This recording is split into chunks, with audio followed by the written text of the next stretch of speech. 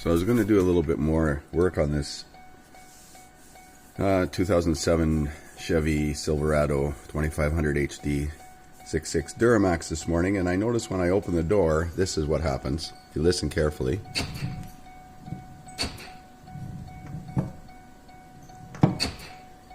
Seems that when I open the door, the power door locks activate. So I suspect there's some broken wires in this boot in here.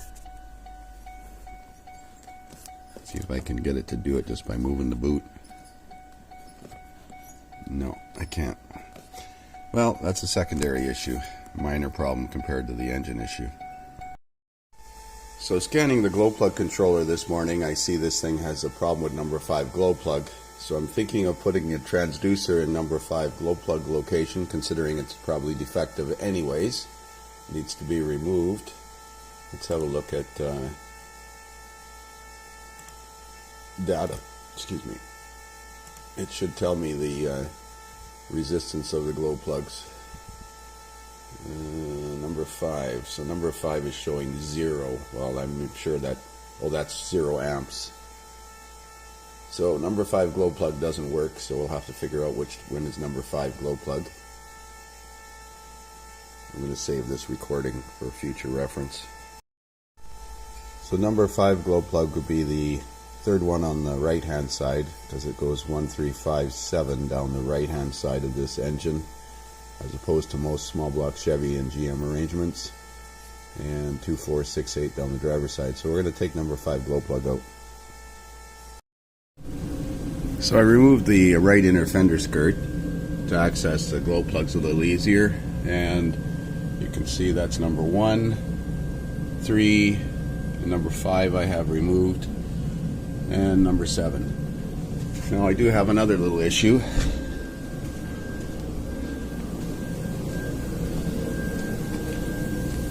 Here is the glow plug that I removed, and here is the pressure transducer, or the actual fitting, and they're a different thread. This is a coarser thread.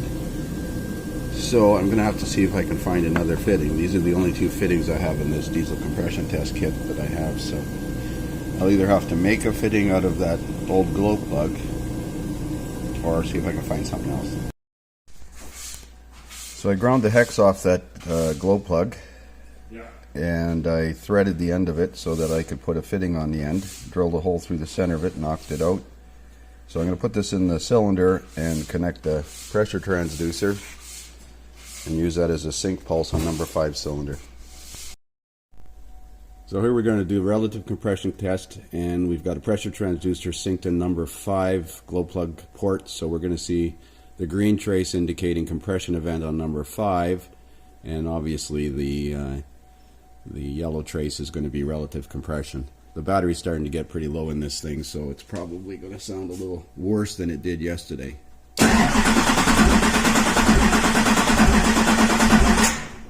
That's good. I'm going to pause this, and we'll find this recording here.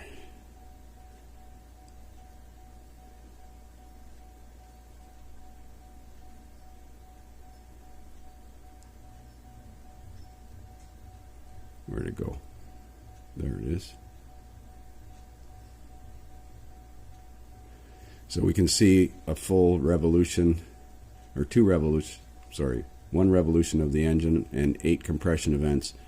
So this is number 5 right here, so we need to know what the firing order is here. So I'm going to look at it. I think I've got it on the screen here. No.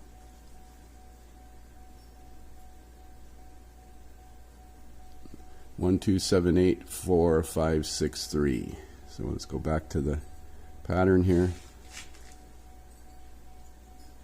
That's 5, 6, 3. So that's number 3 cylinder. I'll just double check that, but that's number 3 cylinder that shows an increase in current flow when that compression event takes place. And you can hear it when it's cranking. There's definitely something mechanical wrong, but at least now we have a pretty good idea of what side of the engine we need to explore. Pull the valve cover off that side, have a look at valve action on that side. So I decided to move the pressure transducer to cylinder 3 since it's on the same side of the engine, right next to cylinder 5, and redo the test, this time synced with number 3 compression event. And you can see the compression is lower in this cylinder. It's only about 350 at peak there from the pressure transducer, and the current at that instant is 530 amps. Why would the current be higher when the compression is lower? I can only assume it's a valve issue. If we look at the other original recording when it was synced with number 5, we hit about 404 psi compression in cylinder number 5 on that one pulse, and it was running about 380 amps of current flow. So the next thing in order, I guess, is to pull the valve cover and have a look at that. Fortunately, we got lucky. It's on the side of the engine. We've already got the inner fender skirt out, so a little easier. But got to do some other work today before that.